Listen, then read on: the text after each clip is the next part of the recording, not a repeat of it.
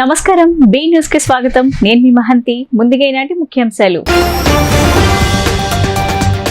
పురపాలక పట్టణాభివృద్ధి శాఖపై సీఎం జగన్ సమీక్ష. వర్షాకాలం ముగిసి పనుల సీజన్ మళ్లీ మొదలైనందున నగరాలు, పట్టణాల్లో రోడ్ల అభివృద్ధిపై దృష్టి పెట్టాలని అధికారులకు ముఖ్యమంత్రి ఆదేశం. పలు నగరాల్లో ఇప్పటికే కొనసాగుతున్న పనులను వీలైనంత త్వరగా పూర్తి చేయాలని సూచన. వైసీపీ వాళ్ళది ధనబలమైతే తెలుగుదేశం పార్టీది ప్రజాబలమని చంద్రబాబు సతీమణి నారా భువనేశ్వరి వెల్లడి. 2024లో తెలుగుదేశం జనసేన కూటమి అఖండ విజయం సాధిస్తుందని ధీమా వ్యక్తం చేసిన భువనేశ్వరి. తనను చంపేందుకు కుట్ర జరుగుతుందని సంచలన వ్యాఖ్యలు చేసిన మంత్రి అంబటి రాంబాబు. ఇందుకోసం ఖమ్మంలో కోట్ల రూపాయల చేతులు మారుతున్నాయని రాంబాబు వెల్లడి. తన కారుకు యాక్సిడెంట్ జరిగిందని, దాని వెనుక కుట్ర ఉందేమో అని అనుమానం వ్యక్తం చేసిన అంబటి రాంబాబు. ఎన్టీఆర్ జిల్లా మైలవరంలో రోడ్డు ప్రమాదం. లారీని ఓవర్టేక్ చేసే విషయంలో 2 ద్విచక్ర వాహనాలు ఢీకొట్టిన వైనం. ఒక్క వ్యక్తి మృతి, 2కి గాయాల పాలు. క్షతగాత్రులను ప్రభుత్వం ఆసుపత్రికి తరలింపు. వర్షాకాలం ముగిసి పనుల సీజన్ మళ్లీ మొదలైనందున నగరాలు, పట్టణాల్లో రోడ్ల అభివృద్ధిపై దృష్టి పెట్టాలని ముఖ్యమంత్రి జగన్ అధికారులను ఆదేశించారు. పలు నగరాల్లో ఇప్పటికే కొనసాగుతున్న పనులను వీలైనంత త్వరగా పూర్తి చేయాలని సూచించారు. వర్షాకాలం ముగిసినందున ఒక ప్రత్యేక డ్రైవ్ చేపట్టి రాష్ట్రంలో రోడ్లపై దృష్టి సారించాలని సీఎం జగన్ అధికారులను ఆదేశించారు. పురపాలక పట్టణాభివృద్ధి శాఖపై తాడేపల్లి క్యాంపు కార్యాలయంలో ముఖ్యమంత్రి అధికారులతో సమీక్షించారు. విశాఖపట్నం, విజయవాడ, కాకినాడ, రాజమండ్రి, గుంటూరు సహా వివిధ కార్పొరేషన్లో కొనసాగుతున్న అభివృద్ధి కార్యక్రమాలు, చేపట్టనున్న ప్రాజెక్టులపై సీఎం సమగ్రంగా సమీక్షించారు. 4 ఏళ్లలో ఒక్క విశాఖ నగరంలోనే 3,592 కోట్ల వ్యయంతో రోడ్లు, డ్రైన్లు, నీటి సరఫరా, వీధి లైట్లు, పార్కులు, వాటర్ బాడీలు, సుందరీకరణ, మురుగునీటి శుద్ధి, వివిధ భవనాల నిర్మాణం, పౌర సేవల కోసం ఖర్చు చేసినట్టు అధికారులు వెల్లడించారు. రాను రాను విశాఖ జనాభా పెరుగుతున్నందున ట్రాఫిక్ నిర్వహణపై ప్రత్యేక శ్రద్ధ పెట్టాలన్న సీఎం పౌరులకు అసౌకర్యం లేకుండా తగిన చర్యలు తీసుకోవాలని ఈ సందర్భంగా సూచించారు. ఇక విజయవాడలో చేపట్టిన అంబేద్కర్ స్మృతివనం ప్రాజెక్టు పురోగతిని అడిగి తెలుసుకున్న సీఎం కన్వెన్షన్ సెంటర్ పనులతో పాటు మిగిలిన పనులు త్వరితగతిన పూర్తి చేయాలని ఆదేశించారు. పార్క్లో గ్రీనరీకి అధిక ప్రాధాన్యత ఇవ్వాలన్న ముఖ్యమంత్రి జగన్ ఆధునిక యంత్రాల వినియోగం ద్వారా నగరంలోని ప్రధాన కాల్వలు, వాటి పరిసరాలను పరిశుభ్రంగా ఉంచాలని సూచించారు. ఇక విజయవాడ విమానాశ్రయానికి వెళ్లే మార్గం వెంబడి సుందరీకరణ, ఇతర పనులను వీలైనంత త్వరగా పూర్తి చేయాలని సీఎం అధికారులకు ఆదేశాలు జారీ చేశారు. అలాగే కృష్ణలంక ప్రాంతంలో కృష్ణానది వెంబడి నిర్మించిన రక్షణ గోడ వద్ద సుందరీకరణ పనులను కూడా పూర్తి చేయాలని జగన్ సంబంధిత అధికారులను ఆదేశించారు. ఇక రాష్ట్రంలో టిట్కో ఇళ్ల నిర్వహణపై ప్రత్యేక దృష్టి పెట్టాలన్న సీఎం రెసిడెంట్ వెల్ఫేర్ అసోసియేషన్లు ఏర్పాటు చేసి వారి ద్వారా నిర్వహణ చేయాలని సూచించారు. పాలిటెక్నిక్, ఐటీఐ విద్యార్థుల్లో పట్టణాభివృద్ధి ప్రాజెక్టుల కోసం అవసరమయ్యే సాంకేతిక నైపుణ్యాన్ని అభివృద్ధి చేయాలని సీఎం అధికారులను ఆదేశించారు.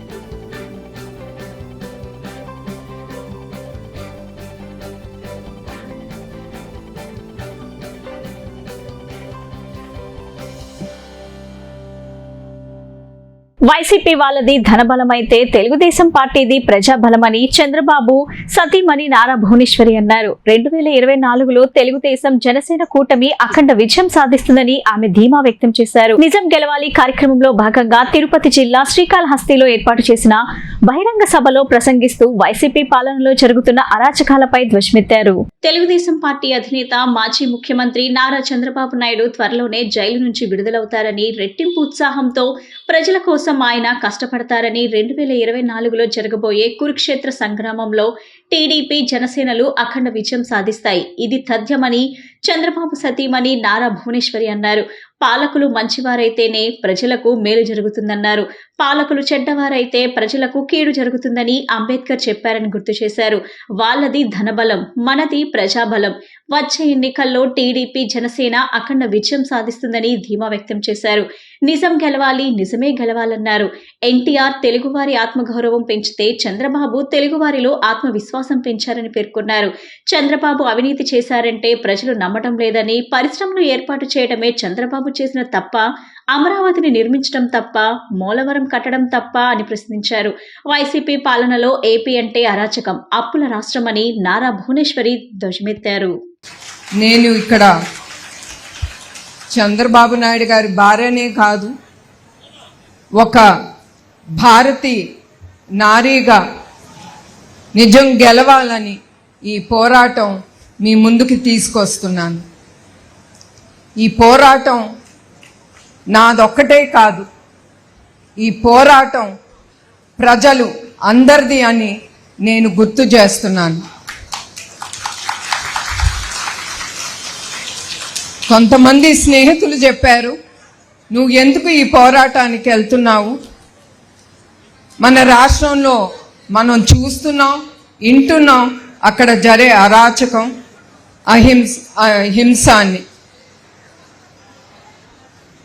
కానీ ఈ 3 రోజులు నేను ప్రజల్లోకి వెళ్ళి మన తెలుగుదేశం బిడ్డలు కానీ ప్రజలు కానీ చూపించిన ఆధారం, అభిమానం, ప్రేమ, అదే నాకు శ్రీరామ రక్ష అని అనుకుంటున్నాను. అదే నాకు రక్ష కవచం అని నేను నిర్ణయించుకున్నాను. అన్న ఎన్టీఆర్ తెలుగు ప్రజలు ఆత్మ గౌరవం తెచ్చారు. చంద్రబాబు గారు ఆత్మవిశ్వాసం తెచ్చారు. ప్రజల కోసం పోరాడే నాయకుడు చంద్రబాబు నాయుడు గారు. ఎప్పుడు ప్రజలు, రాష్ట్ర అభివృద్ధి కష్టపడే వ్యక్తి ఆయన. అట్లాంటి వ్యక్తిని ఇప్పటికి 49 రోజులైంది ఆయన్ని జైల్లో నిర్బంధించి. చివరికి వాళ్ళకి ఏం అర్థమైందో నాకు తెలియదు, కానీ ప్రజలు కానీ కార్యకర్తలు కానీ ఎవరు ఆయన డబ్బు తిన్నారని వాళ్ళు ఎవరు నమ్మలేదు. ఎందుకంటే ఈ ప్రభుత్వం రుజువులు కూడా చూపించలేకపోతున్నారు. 49 రోజులైనా కూడా. ముందల 3,000 కోట్లు అన్నారు, 370 కోట్లు అన్నారు, 27 కోట్లు అంటున్నారు. కేసు ఫైల్ చేశారు, కానీ ఇప్పుడు వరకు రుజువులు లేవు. అది ఈ ప్రభుత్వం చేసే అరాచకం. తనను చంపేందుకు కుట్ర జరుగుతుందని ఏపీ మంత్రి అంబటి రాంబాబు సంచలన ఆరోపణలు చేశారు. ఇందుకోసం ఖమ్మంలో కోట్ల రూపాయలు చేతులు మారుతున్నాయని ఆయన చెప్పారు. నిన్న నా కారుకు యాక్సిడెంట్ జరిగింది, దాని వెనుక కుట్ర ఉందేమో అని అంబటి రాంబాబు అనుమానం వ్యక్తం చేశారు. దీనిపై ఖమ్మం పోలీసులకు ఫిర్యాదు చేస్తానన్నారు. ఖమ్మంలో తనకు నిరసన సెగ తెగలలేదని కొందరు టీడీపీ వాళ్ళు తనపై దాడికి యత్నించారని చెప్పారు. వేసేస్తామంటూ బెదిరింపులకు పాల్పడ్డారని అన్నారు. ఓకే కులానికి చెందిన వాళ్ళు దాడికి యత్నించారని చెప్పారు. ఒక మంత్రిగా సెక్యూరిటీ ఉన్న తనపైనే దాడికి యత్నించారని మండిపడ్డారు. ఇలాంటి కులోన్మాదులపై పోలీసులు కేసు నమోదు చేశారని చెప్పారు. నిన్న తన కారుపై గోధుమల బస్తాలు పడ్డాయని, ఈ రోజు ఏకంగా దాడికే యత్నించారని అంబటి ఆగ్రహం వ్యక్తం చేశారు. దాడులు చేస్తే చేతులు కట్టుకుని కూర్చోమని, ఇలాంటి ఉన్మాదులపై చట్టపరమైన చర్యలు తీసుకుంటామని చెప్పారు. గతంలో కార్తీక వనభోజనాల సమయంలో తనను చంపేసిన వారికి 50 లక్షలు ఇస్తామని ప్రకటించారని, ఆ రోజు దాడికి యత్నించిన వారిలో 6గురిని పోలీసులు అరెస్ట్ చేశారని తెలిపారు.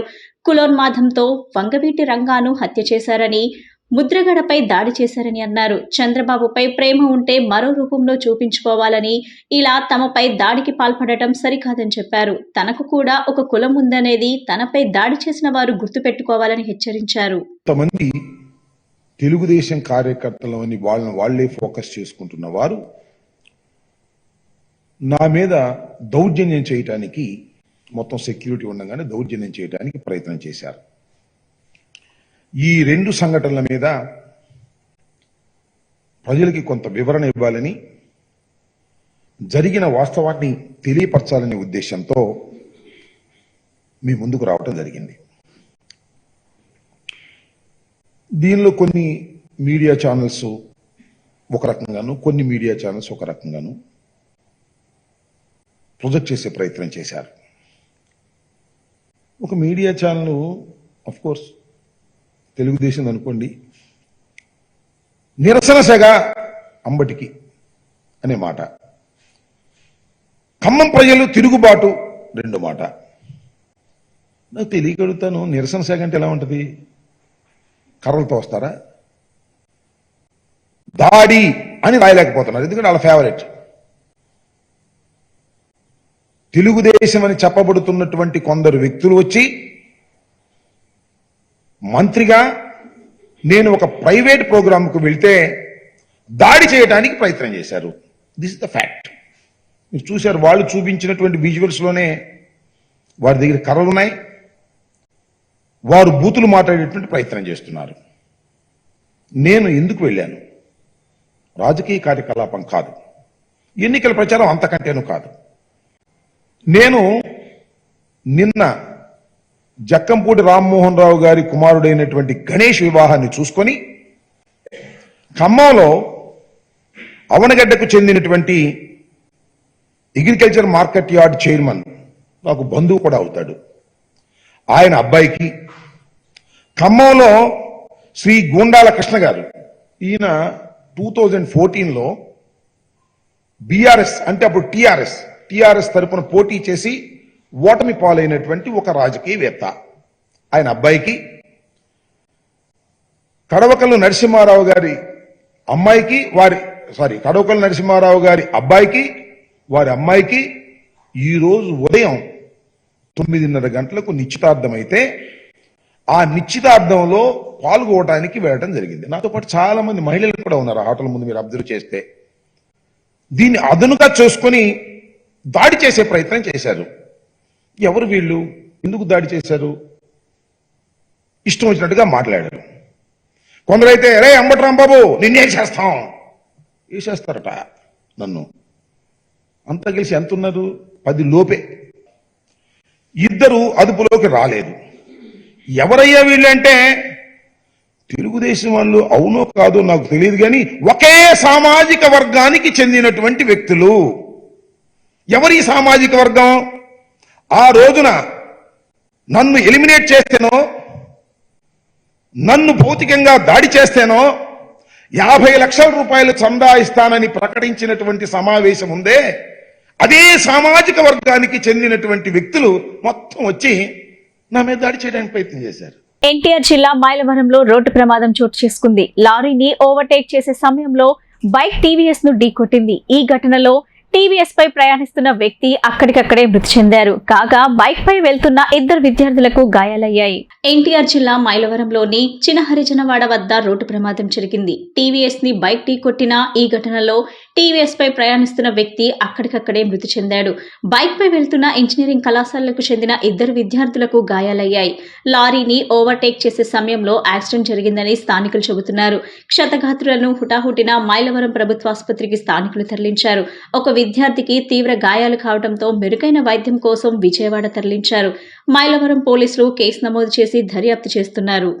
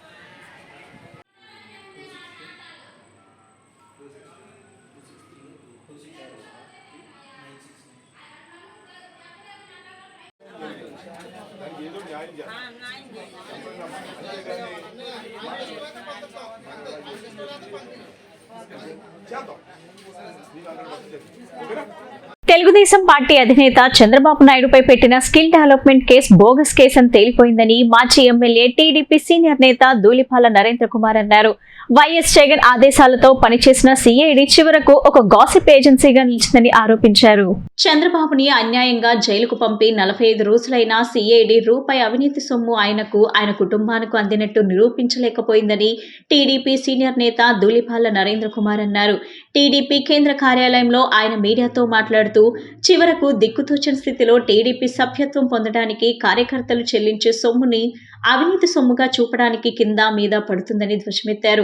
కార్యకర్తలు పార్టీకి అందించే సభ్యత్వ రుసుము, కార్యకర్తలు వారి కుటుంబాలను ఆదుకోవడానికి పార్టీ అందించే ప్రతి రూపాయి పారదర్శకమే అని, కార్యకర్తలు పార్టీ మధ్య జరిగే చెల్లింపుల వివరాలు ఎప్పటికప్పుడు తెలుగుదేశం పార్టీ ఇన్కమ్ ట్యాక్స్ విభాగానికి తెలియజేస్తూ ఉంటుందని స్పష్టం చేశారు. నిన్నటి వరకు స్కిల్ డెవలప్మెంట్ కేంద్రాలే లేవన్న మంత్రులు, సదరు కార్పొరేషన్ చైర్మన్ అజయ్ కుమార్ రెడ్డి నేడు శిక్షణా కేంద్రాలకు మంచి పరికరాలు, సాఫ్ట్వేర్ అందించలేదనటం వారి 2 నాలుకల ధోరణికి నిదర్శనమని అన్నారు. స్కిల్ డెవలప్మెంట్ కేసు అనేది ఒక బోగస్ కేసు అనేది ఆంధ్రప్రదేశ్ ప్రజలందరికీ తెలుసు. 24 నెలలుగా విచారణ చేసిన, 14 మంది దాకా సిఐడి విచారణ చేసిన, వాళ్ళకు సంబంధించిన వివిధ ఖాతాలని, వివిధ రాష్ట్రాల్లో ఉన్న సమాచారాన్ని తెప్పించుకొని విశ్లేషించిన, ఎక్కడా కూడా ఒక్క రూపాయి చంద్రబాబు నాయుడు గారికో, లోకేష్ గారికో, తెలుగుదేశం పార్టీ నాయకులకో వచ్చినాయి అని చెప్పి ఇన్ని రోజుల విచారణలో నిరూపించలేకపోయిందని చెప్పి తెలియజేస్తా ఉన్నా సిఐడి. పలు సందర్భాల్లో మేము డిమాండ్ చేశాం, ఇది కేవలం రాజకీయ కక్ష కుట్ర కోణంలోనే, ఏ సంబంధం లేని నీతి నిజాయితీకి మారుపేరైన మా నాయకుడు నారా చంద్రబాబు నాయుడు గారిని అక్రమంగా ఈ కేసులో ఇరికించారు. మీకు దమ్ముంటే ఏ అకౌంట్కు డబ్బులు వచ్చినాయో బయట పెట్టండి అని చెప్పి పలు సందర్భాల్లో మేము డిమాండ్ చేయటం జరిగింది. ఇంతవరకు కూడా నిరూపించలేదు. సిఐడి అనేది ఒక ఇన్వెస్టిగేషన్ ఏజెన్సీ కాకుండా ఒక గాసిప్ ఏజెన్సీ కింద మారిపోయింది ఈ రాష్ట్రంలో. ఎందుకంటే ఎప్పుడైనా ఒక ఇన్వెస్టిగేషన్ ఏజెన్సీ సాక్ష్యాలు సేకరించి అరెస్ట్ చేసే విధంగా చేస్తారు. కానీ మన రాష్ట్రంలో రివర్స్ పాలన నడుస్తూ ఉంది, రివర్స్ విధానంలో వెళ్తూ ఉన్నారు. చంద్రబాబు నాయుడు గారిని అరెస్ట్ చేసి మేము సాక్ష్యాధారాలు సేకరించడానికి అరెస్ట్ చేశామని చెప్పిన 48 రోజులైనా ఏ ఒక్కటి కూడా ఇప్పటివరకు ఆయనకు సంబంధించి సంబంధం ఉంది అనేది సిఐడి నిరూపించలేని పరిస్థితి. వివిధ రంగాల్లో విశిష్ట సేవలందించిన ప్రముఖులకు నవంబర్ 1వ తేదీన రాష్ట్ర ప్రభుత్వం అందించనున్న వైఎస్ఆర్ లైఫ్ టైం అచీవ్మెంట్ అవార్డుల ప్రధానోత్సవ కార్యక్రమాన్ని కట్టుదిట్టమైన ఏర్పాట్లతో విజయవంతం చేసేందుకు చర్యలు తీసుకోవాలని జిల్లా కలెక్టర్ ఎస్ ఢిల్లీరావు అధికారులకు సూచించారు. దివంగత ముఖ్యమంత్రి డాక్టర్ వైఎస్ రాజశేఖర్ రెడ్డి జీవిత విశేషాలతో కూడిన ఫోటో ఎగ్జిబిషన్ ఏర్పాటు చేసేలా చర్యలు తీసుకోవాలన్నారు. వైఎస్ఆర్ లైఫ్ టైం అచీవ్మెంట్ అవార్డుల విశిష్టతను తెలుపుతూ ముద్రించిన బుక్లెట్లను ప్రతి ఒక్కరికి చేరేలా పంపిణీ చేయాలన్నారు. వైఎస్ఆర్ లైఫ్ టైం అచీవ్మెంట్ అవార్డుల ప్రధానోత్సవ కార్యక్రమం సందర్భంగా కన్వెన్షన్ సెంటర్లో నిర్వహిస్తున్న ఏర్పాట్లను శుక్రవారం జిల్లా కలెక్టర్ ఢిల్లీరావు పరిశీలించి అధికారులకు పలు సూచనలు చేశారు. ఈ సందర్భంగా ఆయన మాట్లాడుతూ నవంబర్ 1వ తేదీ రాష్ట్ర అవతరణ దినోత్సవం పురస్కరించుకొని ప్రభుత్వం వివిధ రంగాలలో విశిష్ట సేవలందించిన ప్రముఖులకు వైఎస్ఆర్ లైఫ్ టైం అచీవ్మెంట్ అవార్డులను ప్రదానం చేయాలని నిర్ణయించడం జరిగిందన్నారు. ఈ ఏడాది 7 రంగాలలో 27 మంది ప్రముఖులకు అవార్డులను ప్రదానం చేయనున్నారని, వీటిలో 23 వైఎస్ఆర్ జీవిత సాఫల్య, 4 వైఎస్ఆర్ సాఫల్య అవార్డులు ఉన్నాయన్నారు. అవార్డు గ్రహీతలు లైసెన్సింగ్ అధికారితో కలిసి కన్వెన్షన్ సెంటర్కు చేరుకుంటారన్నారు. వారికి ఆహ్వానం పలికి వైఎస్ఆర్ సెల్ఫీ పాయింట్ వద్దకు తీసుకుని వెళ్లి సెల్ఫీ ఫోటో తీసిన అనంతరం వారికి కేటాయించిన ప్రత్యేక సీట్లలో ఆసీనులయ్యేలా చర్యలు తీసుకోవాలన్నారు. ఒక్కొక్క అవార్డు గ్రహీతకు ఒక్కొక్క టేబుల్ను వరుస క్రమంలో కేటాయించడం జరుగుతుందన్నారు. ముఖ్యంగా దివంగత ముఖ్యమంత్రి డాక్టర్ వైఎస్ రాజశేఖర రెడ్డి జీవిత విశేషాలతో కూడిన ఫోటో ఎగ్జిబిషన్ ఏర్పాటు చేసేలా చర్యలు తీసుకోవాలన్నారు. వైఎస్ఆర్ లైఫ్ టైం అచీవ్మెంట్ అవార్డుల విశిష్టతను తెలుపుతూ ముద్రించిన బుక్లెట్లను ప్రతి ఒక్కరికి చేరేలా పంపిణీ చేయాలన్నారు. అవార్డుల ప్రదానం అనంతరం గౌరవ ముఖ్యమంత్రితో అవార్డుల గ్రూప్ ఫోటో తీసుకునేందుకు అవసరమైన ఏర్పాట్లు చేయాలన్నారు. సభా వేదికను ప్రాంగణాన్ని సర్వాంగ సుందరంగా తీర్చిదిద్దేలా చర్యలు తీసుకోవాలని జిల్లా కలెక్టర్ ఢిల్లీరావు తెలిపారు. ఏర్పాట్ల పరిశీలనలో municipal commissioner Swapnil Dinakar Pundkar, joint collector doctor P Sampath Kumar, sub collector Aditi Singh పాల్గొన్నారు.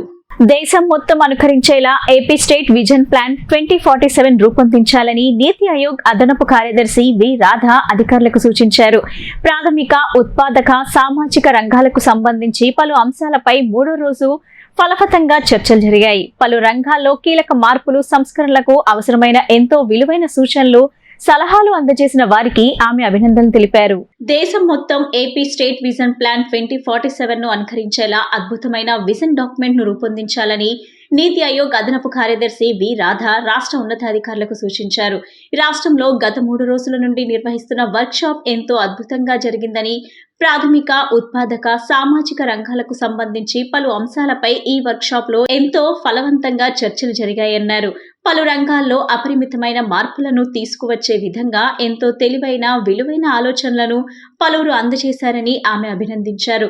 ఏపీ స్టేట్ విజన్ ప్లాన్ 2047 పై మరింత మేధోమథనం జరిగేలా మరో వారం రోజుల పాటు సీనియర్ లీడర్షిప్ మరియు వర్క్ షాపుల్లో పాల్గొన్న ప్రతి ఒక్కరితోనూ ఇంటెన్సివ్ రౌండ్ చర్చలు జరుపుతామని ఆమె తెలిపారు. గత 3 రోజుల నుండి రాష్ట్ర సచివాలయంలో జరుగుతున్న నీతి ఆయోగ్ వర్క్ షాప్ గురువారం రాష్ట్ర విద్యారంగంపై సుదీర్ఘ చర్చ అనంతరం ముగిసింది. ఈ వర్క్ షాప్ ముగింపు సందర్భంగా ఆమె మాట్లాడుతూ విద్యారంగానికి సంబంధించి నేటి వర్క్ షాప్ లో అద్భుతమైన చర్చలు జరిగాయన్నారు. ప్రస్తుతం మరియు భవిష్యత్తులో ప్రపంచవ్యాప్తంగా సంభవించే పలు కీలక మార్పులు, సంస్కరణలకు అనుగుణంగా దేశవ్యాప్తంగా అమలు చేయాల్సిన పలు సంస్కరణలకు సంబంధించి ఎంతో మంది విద్యావేత్తలు, మేధావులు పలు సూచనలు, సలహాలు అందజేశారన్నారు. అయితే వాటన్నింటినీ అమలు పరచాలంటే కేంద్ర స్థాయిలో ఉన్న పలు విద్యా సంస్థల్లో వ్యవస్థగతంగా ఎన్నో కీలక మార్పులు, చేర్పులు చేయాల్సిన అవసరం ఉందనే అభిప్రాయాన్ని ఆమె వ్యక్తం చేశారు. వీటన్నింటినీ కేంద్ర ప్రభుత్వం దృష్టికి తీసుకువెళ్లి వాటి అమలుకు తమ వంతు కృషి చేస్తామని ఆమె తెలిపారు. అంతకుముందు జరిగిన 3వ రోజు వర్క్ షాప్ లో భాగంగా విద్యారంగానికి సంబంధించి సుదీర్ఘ చర్చలు జరిగాయి. ఈ సందర్భంగా రాష్ట్ర పాఠశాల విద్యాశాఖ principal secretary Praveen Prakash power point presentation ద్వారా జాతీయ విద్యా విధానానికి అనుగుణంగా రాష్ట్ర పాఠశాల విద్యా విభాగంలో అమలు పరుస్తున్న పలు విద్యా సంస్కరణలను వివరించారు. రాష్ట్రంలో విద్యా ప్రమాణాలు, అక్షరాస్యత శాతం పెంపుతో పాటు రాష్ట్ర విద్యార్థులు ప్రపంచ స్థాయి పోటీ పరీక్షల్లో ధీటుగా నిలబడేందుకు అవసరమైన అన్ని రకాల శిక్షణలను ప్రాథమిక స్థాయి నుండే అందజేస్తున్న విషయాన్ని ఆయన వివరించారు. అదేవిధంగా రాష్ట్ర విద్యారంగంలో పలు విప్లవాత్మక మార్పులు తీసుకువచ్చేందుకు ప్రభుత్వం అమలు చేస్తున్న పలు పథకాలను ఆయన వివరించారు. ఏపీ స్టేట్ విజన్ ప్లాన్ 2047లో భాగంగా పాఠశాల విద్యా విభాగం యొక్క లక్ష్యాలు, వాటి సాధనకు అమలు చేయనున్న వ్యూహాత్మక ప్రణాళికలను ఆయన వివరించారు.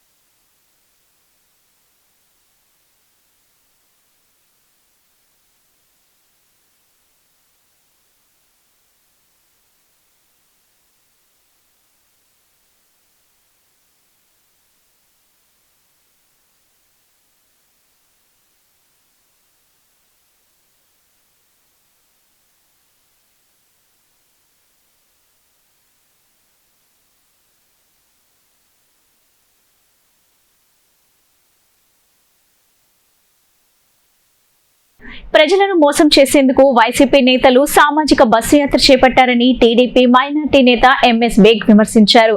ఈ యాత్రను ప్రతి తెలుగువాడు అడ్డుకోవాలని పిలుపునిచ్చారు. సైకో జగన్ రాష్ట్రాన్ని 10 ఏళ్లు వెనక్కి తీసుకువెళ్లారని విమర్శించారు.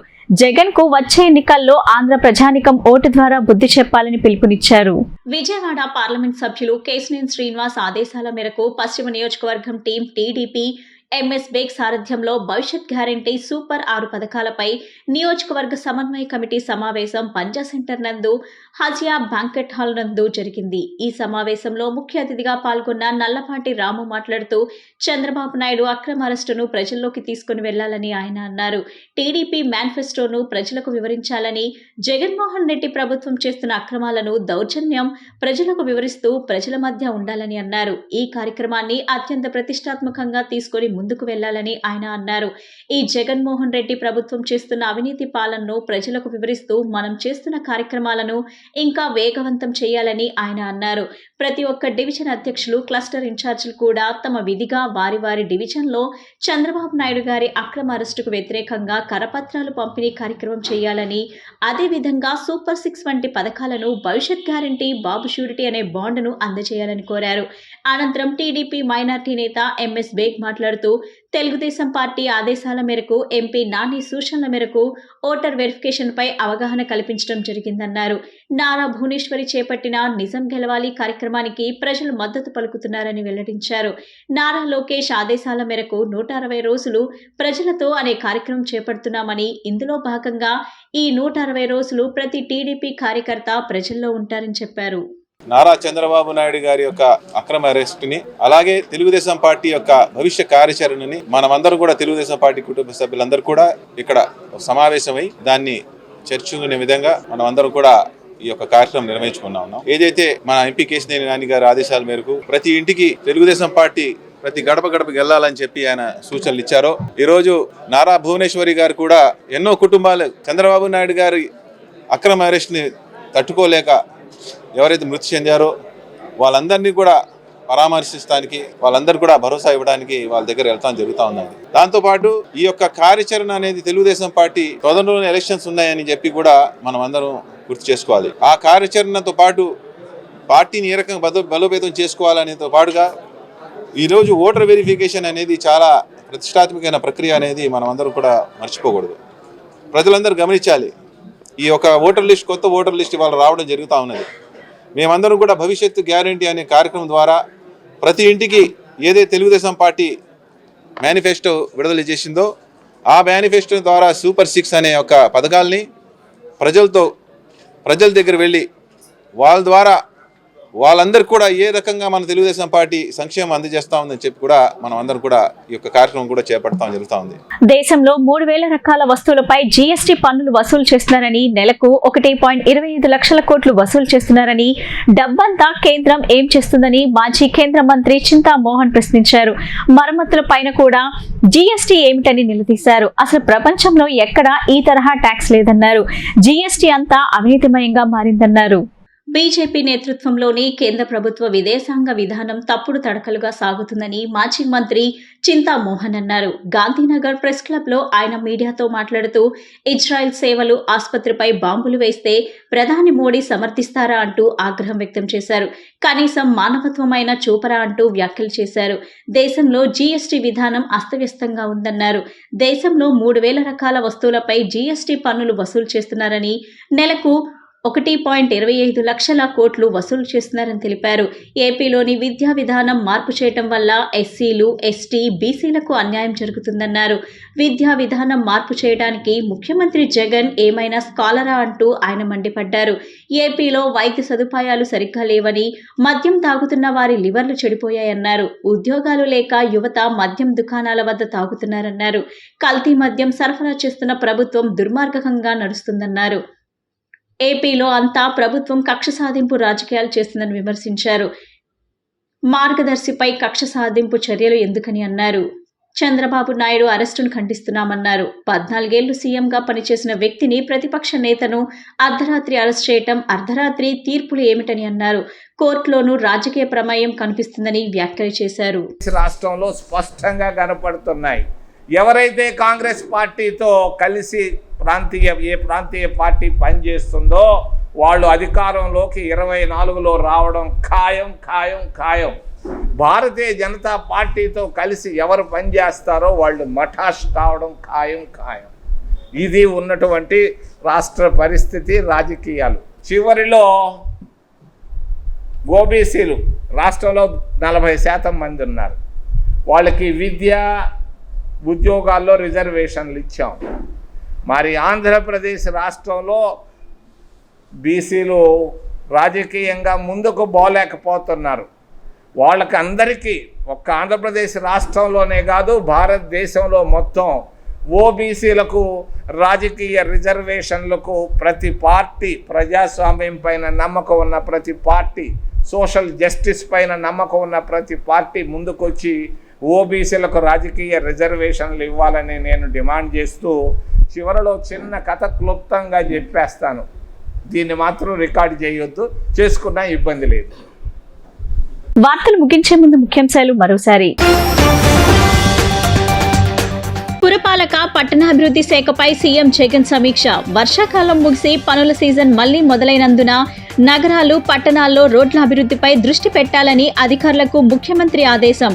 పలు నగరాల్లో ఇప్పటికే కొనసాగుతున్న పనులను వీలైనంత త్వరగా పూర్తి చేయాలని సూచన. వైసీపీ వాళ్ళది ధనబలమైతే తెలుగుదేశం పార్టీది ప్రజాబలమని చంద్రబాబు సతీమణి నారా భువనేశ్వరి వెల్లడి. 2024లో తెలుగుదేశం జనసేన కూటమి అఖండ విజయం సాధిస్తుందని ధీమా వ్యక్తం చేసిన భువనేశ్వరి. తనను చంపేందుకు కుట్ర జరుగుతుందని సంచలన వ్యాఖ్యలు చేసిన మంత్రి అంబటి రాంబాబు. ఇందుకోసం ఖమ్మంలో కోట్ల రూపాయల చేతులు మారుతున్నాయని రాంబాబు వెల్లడి. తన కారుకు యాక్సిడెంట్ జరిగిందని, దాని వెనుక కుట్ర ఉందేమో అని అనుమానం వ్యక్తం చేసిన అంబటి రాంబాబు. ఎన్టీఆర్ జిల్లా మైలవరంలో రోడ్డు ప్రమాదం. లారీని ఓవర్టేక్ చేసే విషయంలో 2 ద్విచక్ర వాహనాలు ఢీకొట్టిన వైనం. ఒక్క వ్యక్తి మృతి, 2కి గాయాల పాలు. క్షతగాత్రులను ప్రభుత్వం ఆసుపత్రికి తరలింపు. ఈ బులెటిన్ ఇంతటితో సమాప్తం. తిరిగి మరో బులెటిన్లో కలుద్దాం. నమస్కారం.